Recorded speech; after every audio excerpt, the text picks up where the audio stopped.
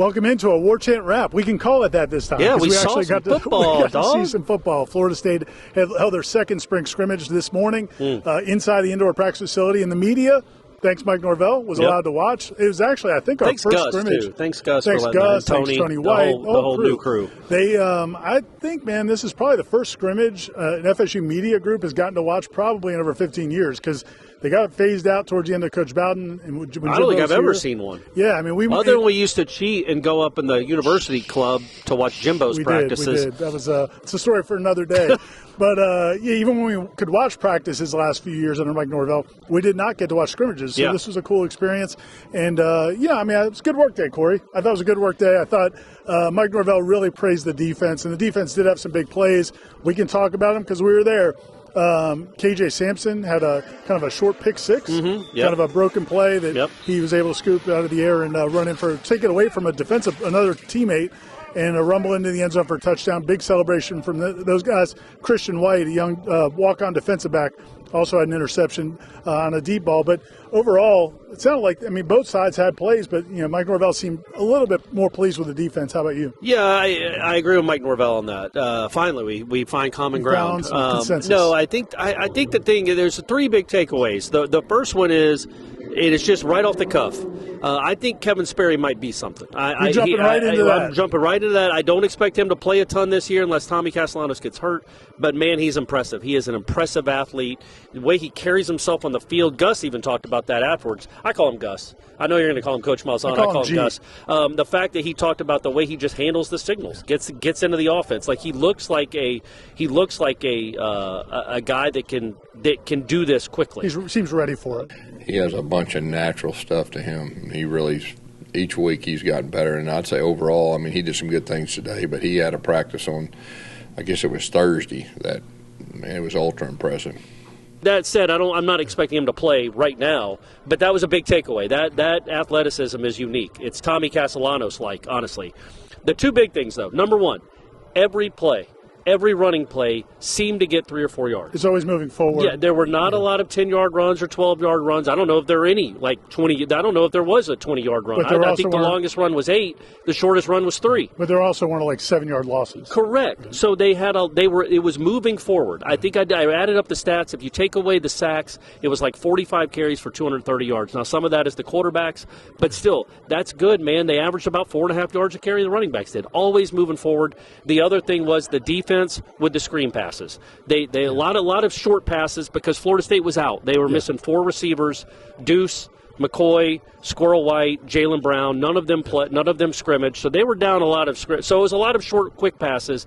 The way the defense pursued those was really telling to me. That was really telling how much they didn't hit any of those big ones either. They would get 9 or 10 yards here or there, but the defensive linemen and the linebackers, the way they pursued from sideline to sideline or from the line of scrimmage to go make the play downfield was really encouraging. Yeah, not only are you out without 4 of your top receivers, maybe 4 of your top 5 or 6 receivers, but you also, some of the offensive linemen have been limited this spring or were not available today as well. None of those injuries, by the way, are considered to be correct. Yeah. Anything long-term or concerning. Those are guys just not available today in the scrimmage.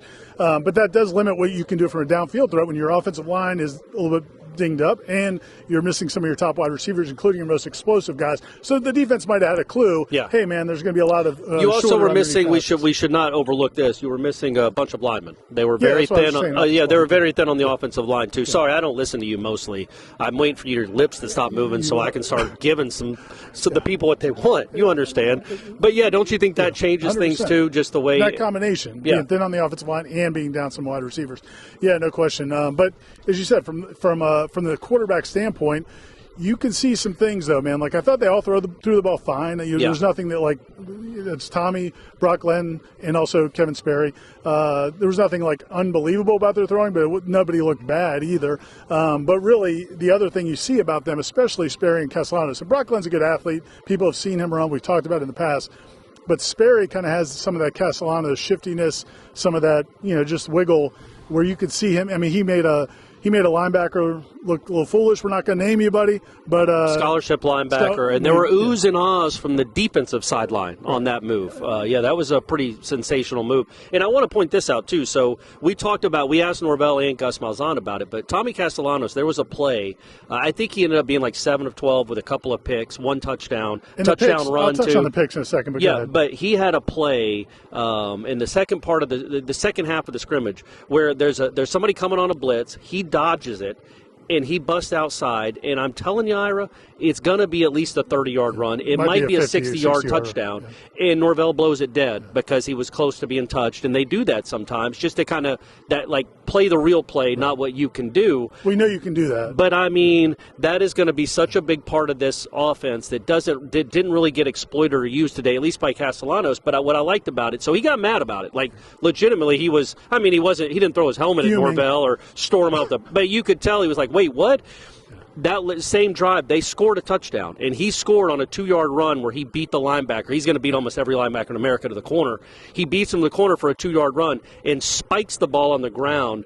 Like, I like that competitive nature of that kid, man. Like, he was yelling on the sideline, too. Again, not in a bad way, but, like, get me in the game. I want to play. He's also quick to correct receivers. Yes, he is. There were a couple times where receivers looked like they broke off their route a way that they weren't supposed to, and Castellanos has no problem going and telling them, no, you were supposed to do this. So I like that mentality of that kid. I don't like the 2 turnovers that you're about to talk about, but I like that mentality and that competitive streak and how just that move where he didn't spike it like a 1980s NFL spike.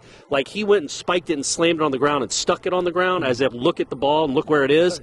I love that stuff from my quarterback, man. On the turnovers, because if you people hear Thomas Castellanos, he did have a lot of interception problems 2 years ago at Boston College. Not as much last year. I think 7 picks last year. 5 picks last year. 18 touctouchdowns, 5 picks. But if he played the whole season, maybe right, Aslan? 7. Yeah, right. But, if he had gotten benched the final 2 games. But to me, they weren't egregious. It wasn't like they were just thrown to the linebacker. One of them was a play where the defense the KJ Sampson one, the defense sniffed out. Amari Williams, I think, tipped up. It was going to be a screen pass, and Amari Williams tipped in the air. And, I mean, the defense was all over it. They get credit for that. And, again, I think they knew that there was going to be a lot of screens involved.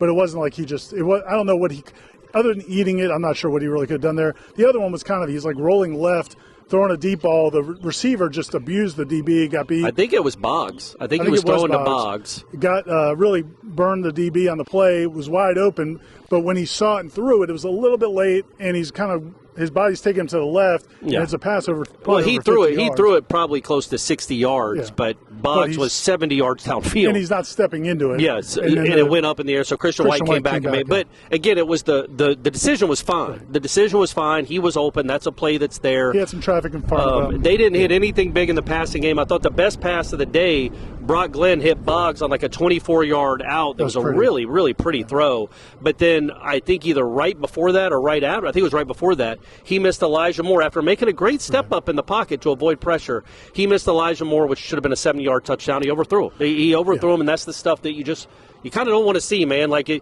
don't get a lot of layup touchdowns. That's a layup touchdown if you just put it out there anywhere near. Just make them come back and catch it like a punt, and at least it's a 55-yard gain. Instead, he overthrew him, and those are the things you'd like to see a little more of. But overall, the thing I'm worried most about in this offense is the way they run the ball, and the way they move the chains. And that's my biggest. That's not worried. Like, that's coming into this season. That's what their biggest improvement has to be made. And even though I don't think they're great at running back, and they were missing a lot of linemen, the fact that I'm talking about a scrimmage where they ran for over 200 yards against what I think could be a decent defense, I think that says something about this offense and just how hard it can be to stop on a play-in, play-out basis. Yeah, and it's one of those things. We were talking about this before we started recording. The running game, it was impressive the way a lot of the two, and Mike Norvell talked about this, you asked him about it, a lot of 2 or 3 yard runs became 4 or 5 yard runs just because of the leg drive. You saw Cam Davis and 26. Keziah Holmes. And those guys really kind of. Like how we help each other out. Jalen Lucas even had a couple nice runs between the tackles. Jalen Lucas had a 10-yard touchdown run. Yeah, just you're seeing those guys not just going down at first contact. That's a positive. On the flip side, one of people's concerns about this defense is going to be, can they stop the run up the middle? If you're a 3-man front, and they're not always in a 3-man front, but that is a concern. Is how good are you going to be stopping the run? And they didn't give up any big runs. So I thought that was the biggest positive from the defense was. Last year, when we thought the running game was going to be decent. Part of it was because a lot of times when those runs did get past the line of scrimmage, a lot of times they were out the gate, and that didn't happen today. Like there were no runs, like you said, there were probably no runs over maybe 10 yards. No, there were no really big plays. I think the biggest play was the 25. Oh, and then Castellanos hit Pittman for a 25-yard touchdown during their overtime period. Randy Pittman, by the way, I can't remember who he trucked, but he trucked somebody, a starter. I know it was a starter safety. Yeah, that was a really impressive. That was impressive. That guy is going to be a player. So yeah, overall, I thought defensively they won the day. I think it sounds like we liked what the offense did, but I think Norvell even clarified that the defense won the day. They created 2 turnovers. They gave up, I don't know, 2 touchdowns maybe. They also had a touchdown. I thought overall they were the best. They were the better side. Darrell Jackson, Amari Williams, Cryer, those are guys that kind of stood out to me as making a couple of at least flash plays. James Williams had a sack and a tackle for loss. They did some nice things, man. They did some nice things. The competitiveness of the scrimmage and the day itself was what I was most I don't know, pleased by, I guess. Yeah, you can say you're pleased. Yeah. The last thing I just want to touch on, I thought, defensively, you also saw guys just really rally to the ball. I got one more thing to say after you're done. Okay, you do that. Okay. I like the way they rallied to the ball. I mean, like a lot of the plays a lot of the tackles were made by guys who were not at the point of attack, but kind of ran the play from behind. Yeah, the pursuit, man. Yeah, it was really good. On those screen passes. And that's what Tony White brought up, the screen pass. Did he think you were criticizing I think I asked it like in a way that it sounded like maybe they didn't do a good job. He's like, what did they get on those screen passes? Yeah, well, he didn't say it like that. He wasn't confrontational. Hey, listen, he's not can embellish a little bit. Well, I mean, just off the first blink, I don't think very many screen passes got out. We can embellish a little bit. What was your last so Jake Weinberg, holy moly. Like, again, it's a little sporadic. I would say I would guess 5 out of 8, 5 out of 7 on his field goal attempts. One hit off the post, one was way left. He drilled one from 55 yards in a real field goal. With a rush. With a rush from 55 yards that would have been good from 60. And then in just the field goal drill stuff, he kicked another 55-yarder that I promise you folks would have been good from 66, 68 yards. It hit almost middle of the net from 55 yards out. This is a leg that as good as the last guy was, and he was really, really good, he did not have a leg like this. Now, I'm not saying he's going to be as good as Fitzgerald, but he definitely has a bigger leg than Fitzgerald. When they get over the 50-yard line, you start thinking about, okay, what's his range? Like, I'm talking about in a close game, because it's not outlandish to think he could be lining up for it. Like in the NFL, you see these guys line up for 64-yard game-winning field goals. It's not outlandish to think he could be doing that. Now, I would say this. If he does do that and he gets blocked, somebody go tackle the kid that picks up the ball so you can at least go to overtime. You know what I'm saying, Naira? I don't want that to happen again. But a really impressive leg. We're done, right? Are we done? His son's too much. We gave him a lot. Corey. We did. That's way too much content. No, we didn't. We didn't give him everything. You got to go to warchant.com. Start a new membership for just $1. You can There's Scrimmage stats in there right now. You Scrimmage stats already up. We'll have plenty more stories coming. Aslan's got more content coming. We got it all coming over at warchant.com. Start your new subscription day if you're not already. For Corey and Aslan, I'm Ira. We'll talk to you next time.